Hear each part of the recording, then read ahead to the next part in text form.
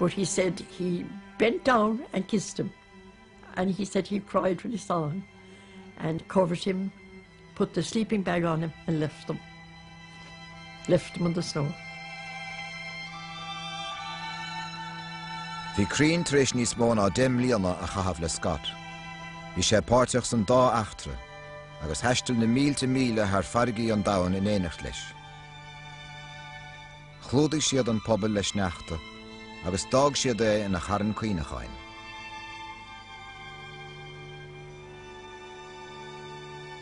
Duineadh scéal mór de bhás Scott, agus cé gur molach é féin agus a chud champánach as a leachras, bhí go leor ceistena an nach raibh freagara le fáileartha. I think that if Crean had gone, they might have gone quite a bit faster.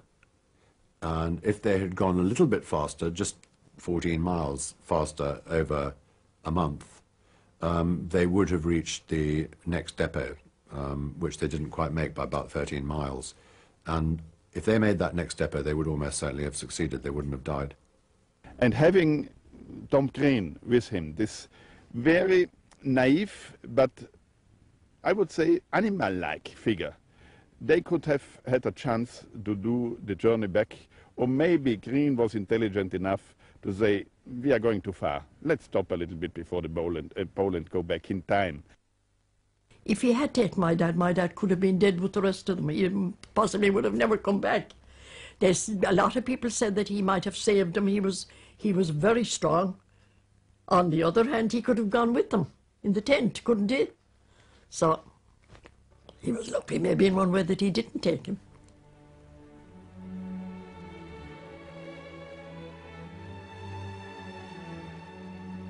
Bhí sasanna fós bhí smúd an bhróin de bhar bhás Scott nuair a díl an Creanach. Brannach bán Albert as an eistir éachtach a rinne sé an Teddy Evans a thártháil. A chanis agus Scott básathe in Antarctica, ba chosúil go raibh deire le heach trí Tom Crean. No, de bhí pátrún ionta caiilte ag Crean. Agus ceapá go gailfí é I ráisisteach sa chabhlach agus díleach sé bheith ina bharnéalach agus go mbeadh deireadh lena scéal. Ach níor tharla mar de bhí pátrún eile ige. Hín Ernest Shackleton iirecht de bhain eile dhéanamh, chun clú agus cáil le huile do héin. Antarctica ras náil de hiúil na gus. Dír sé Tom Crean an raach sé na haunta. Shackleton knew him. He knew that if he applied, he would be taken. He knew that he had the confidence to know that his record would stand for itself and that Shackleton would be only too pleased to get him, be lucky to get him. So the two met and they were built for each other.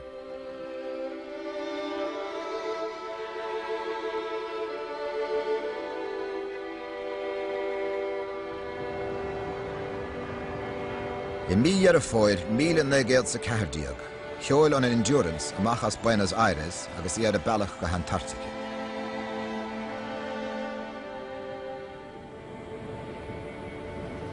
Bhí plán nua ar fad ag Shackleton. Tréis cósta na Antarctica risint ar Heaven Atlantic. Thógach sé meitheal bheag fearr leis, an Caoineach ina measc, agus hiúda dís trasna Antarctica thar an moll go dtí an taobh. Dúirt go leor gur a chur lámhan a más héin a bhí siad.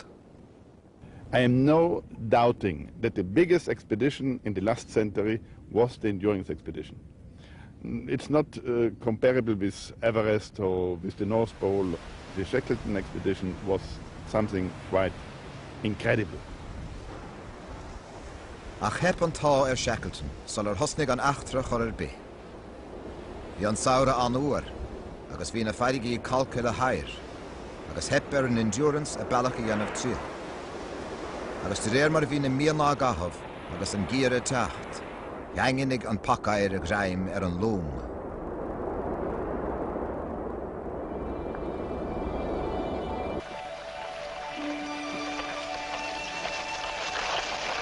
Chun an bóirih hí céir de íochtach a thárlú dóibh a chorás a gceann, tugad tascní agsúla dus na fir.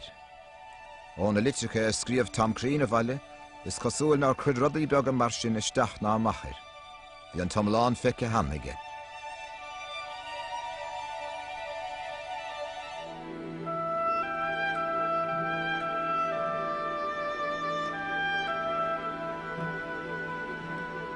Bhí sé anna háchtach go méach daoine dá lehéid an ordú menan I measc an crú a bhí Crean an a choirí bhaim lena chuid áráníochta agus ní mé rágra sé go maithe ag an áráníocht ach méoh sé gánaí ag spríochs mar sin de.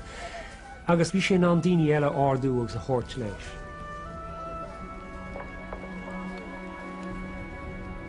Keeping people busy, I think, was very important. And entertainment was very important as well. And football matches and things, which Tom Crean was great at, I gather, and used to tackle people by just lying on top of them. He might have been a useful man playing for Kerry these days. Be an cuara me tugacht an chorinach, ara huirt an amadorí a haring óchiad trasna Antarctica, chólua agus a bheoch an tairi lá, agus an endurance scuilte da graim. Bhí sé chamásin chun an chóram seo dhéanamh, gur thug na fir máthir mar les anam. There was a new lot of puppies came, and he had them. He had them up in his arms. He was mad about dogs, he was mad about animals. Chuinnig Shackleton menaman na bhar in áide ag a hafan hírig. Is cinnte go méid é sé bog a raige rís san a rach. Ach bhí graim fós ag an air. Dréis bheith exama hawn de 8,000, bhí graim dangan ag an bach air chawl an endurance, agus hosting sé á fáisci.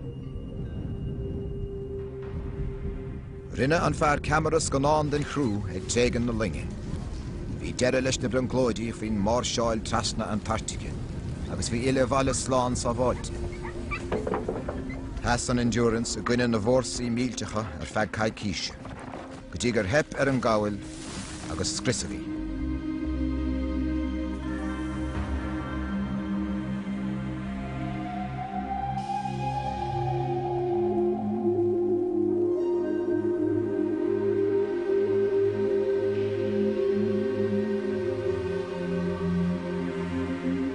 Tréis ceir bhí de cheola núnas an áil airige roite, hosnig an tairi brise suas, agus bhíos ag Shackleton go raibh sé ná boga. Ní at dís na madarí a thuirt leo an báutasa. Tom Crean was the person who actually had to shoot the puppies, which must have been a very difficult job, very difficult.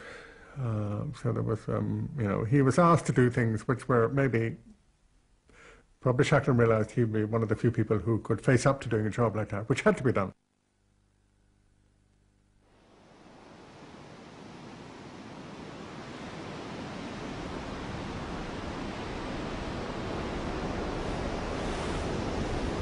Bhí siad ag seola sé lá san a bhuair siad de géad áhar gur habh. Meall scéir dúil carige gan loníocht Behan, Dr. Elán Elephanter. Bhí sé bhí díag ó leagé an duine cos halibh trim, ach begear a bhair an físeach. Bhí Elán Elephanter cheann den na háid na bheith scéir dúla iad dí sé ránú le teachta díra. Bhí siad locha idir agéan agus ailsacha do grappa. Ní raibh seans dá liad go dárál fiú an soniad. Bhí chartha iad héin a háil. Chin Shackleton chuigar fear a thógan leis sa bhád hála ba bhód a raibh gé, agus fiachant le heláin a raibh loníochtaid a frisint. Be Georgia Hess, a bhí níos móna 8 míle bhuatha ar an bhairige ba ghairhar dain an talán ba chón go rídóibh. Dímpig Tom Crean Shackleton thuirt leis.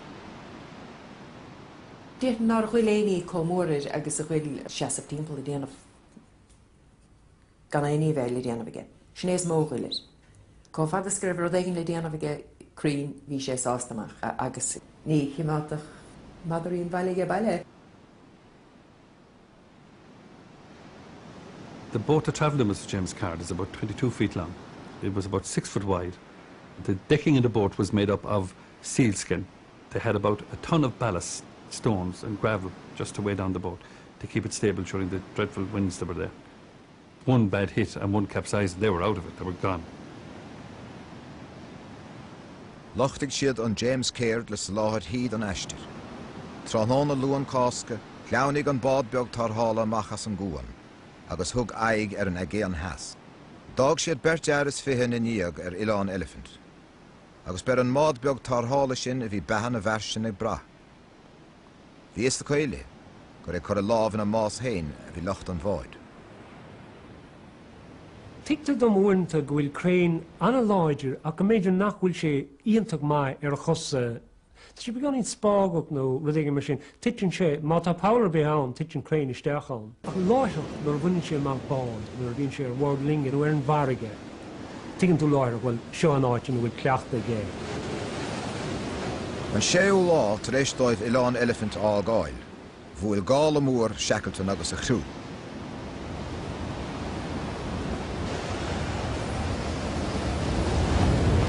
One of the first things that happens in a storm at sea is you lose all visibility. You can't see because your face is full of white spray. You can't look because if you get some of that spray in your eye, you can lose an eye. And certainly if some of the white spume, the icy spume that is whipped off the top of the waves by those winds, hits you on the face, sailors have told me it'll open your cheekbone.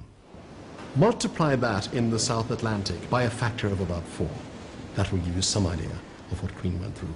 Quite beyond our natural comprehension and in your face all the time.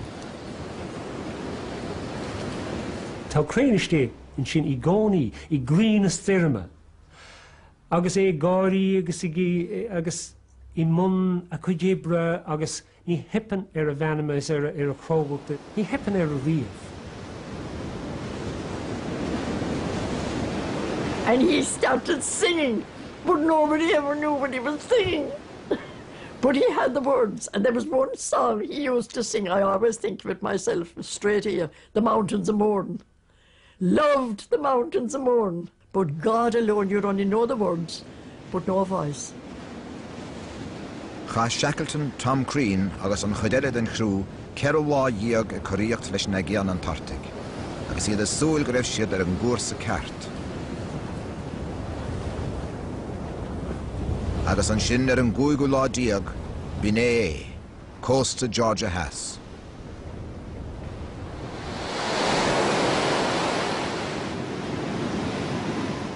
Réis teach sláán as tímpist ar a gladach, haring na fir an James Caird suas cuas cúng, agus lig siad a scí tamil. Ba bhí riúilte gur bhain siad an méid sin amach, ach ní raibh dros hart go fóil.